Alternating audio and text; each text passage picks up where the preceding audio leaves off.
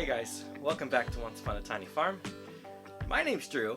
In today's video, we're going to give a little update on our off-grid barn build. It's been a while since I did any updates on this barn because I got very busy getting things ready on my little farm.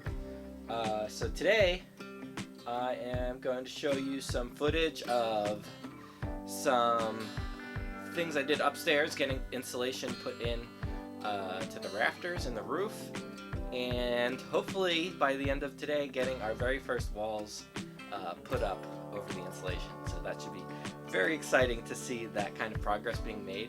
If you are new to our channel, my name's Drew, and my family and I live in a tiny house, and we've actually lived in a tiny house for the last 5 years, I think it's been now, maybe 6 years we're on. And we bought this barn, a shell of a barn. It's unfinished, and we are finishing it to make this our new home, to become a little bit more comfortable. As you can imagine, we have a growing family. I've got 2 kids, and this barn actually has a nice loft that we could actually stand up in. That's going to be our bedroom for all of us, and down here is going to be a living area. And yeah, we're just trying to make some progress here, and I'm just trying to show progress that we make as we make it, and hoping making this video series on the internet will encourage me to keep making progress on this barn. So yeah, I'm happy to have you all here, and let's get into the video.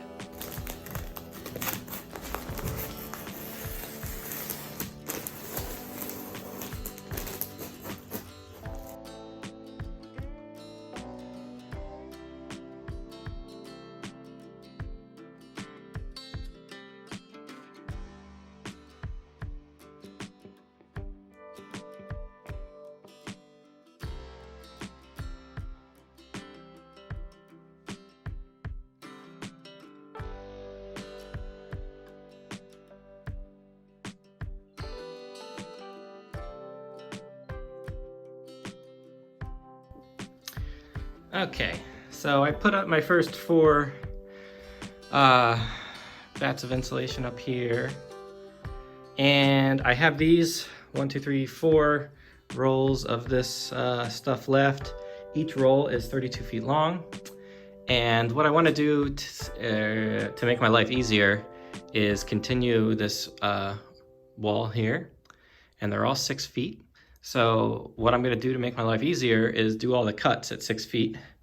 And I put down this tape so I know how long 6 feet is. And I'm just going to make all the cuts that I need. I'm going to make all the cuts that I need with what I've got and put up as much as I can today. And then I will have a good idea of how much more insulation I need to buy for the very top ceilings. And then we're going to be done very soon with insulation, and we can start putting up walls. And that'll be pretty cool. So I'm just going to get to cutting. Not very exciting, but it's important stuff to get this covered and done right. So that's what I'm going to do now.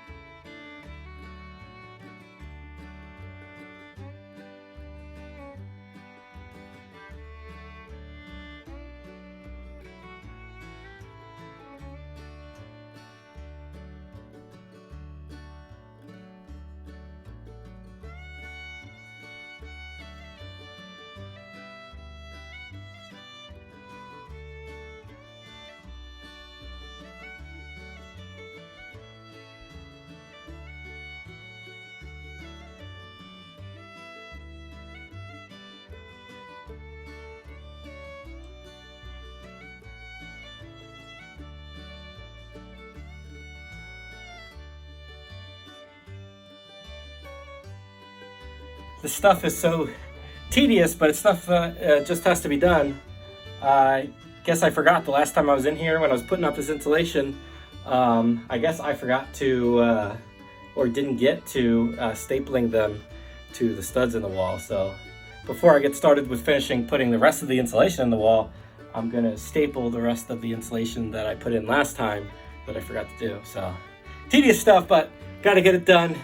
Only gotta do it one time, so I'm gonna finish up.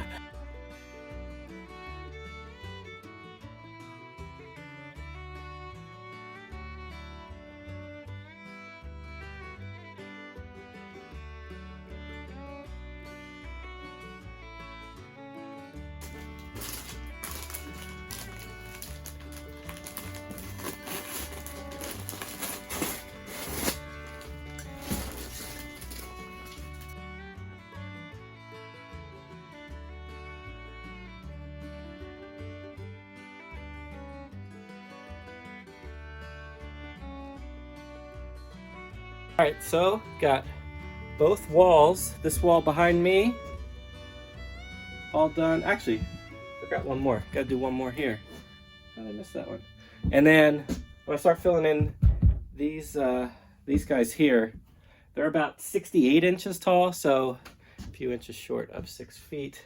And I have 2 of those on the other wall too. So I'm gonna finish that one panel that I somehow missed at 6 feet, and then do the rest of these guys. And then I'm going to start filling in these odd nooks and crannies beneath the window, in between, all that stuff. It'll take a little bit of time, but trying to get as much done as I can. Also, forgot about up here. I gotta get these all filled in. I think they're about 4 feet. I have to remeasure that and get that done. All right, it's a few days later since I've last recorded any footage in here, but I didn't get very far in putting insulation up in the roof here. So I got all these sidewalls covered, but nothing up here. So each cavity is 44 inches. So I'm gonna cut them a little bit longer than that. But what I'm gonna do is cut all the pieces I need to fit in each of these cavities. And then I'm gonna shove them up there and try to get it done before I lose daylight. So that's the plan right now. Let's get to it.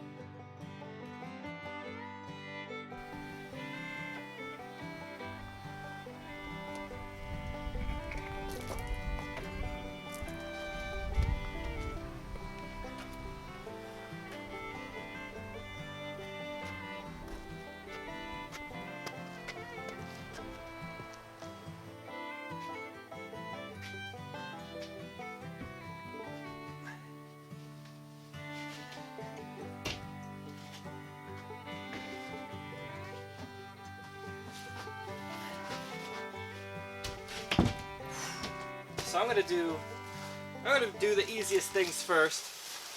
I'm actually gonna put up a vapor barrier before I put up the OSB that we're gonna be using as like the base layer for our walls. And on top of the OSB sheathing, we're going to be doing a nice white paneling on top. It's going to look really, really nice. But first we're going to put up the plywood But before I put up the plywood, I'm going to put up this vapor barrier just to be safe. Make sure we don't have any issues with water in the walls. So I'm going to do that right now.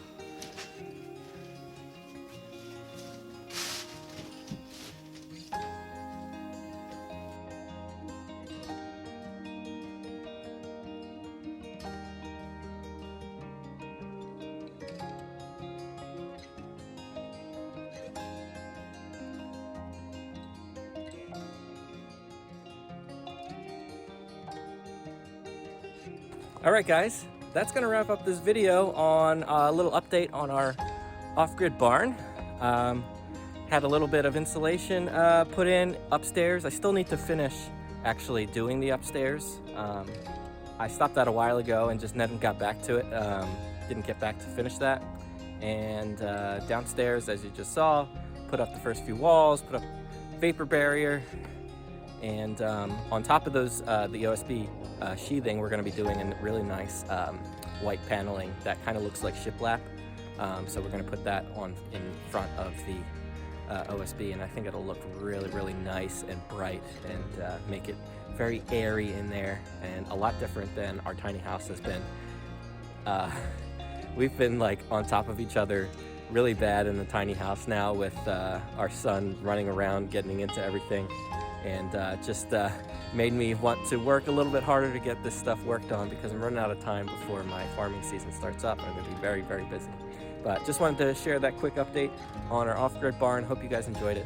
If you like this video, give us a thumbs up and subscribe to our channel for more videos like this. All right, thanks for watching, guys. We'll see you in the next one.